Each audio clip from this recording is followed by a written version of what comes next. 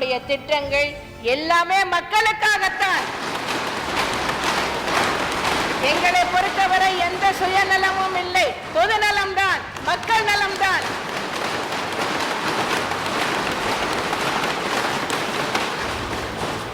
அனைத்து இந்திய அண்ணா திராவிட முன்னேற்ற கழகம்தான் உண்மையான மக்கள் இயக்கம்.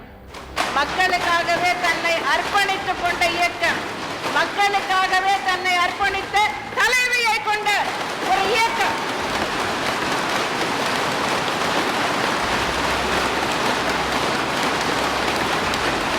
இந்த இயக்கம் இருக்கின்ற வரை, நான் இருக்கின்ற வரை இந்த இயக்கம் மென்மேலும் மென்மேலும் தமிழர்கள் வாழ்வு வளம் பெற செயல்படும்.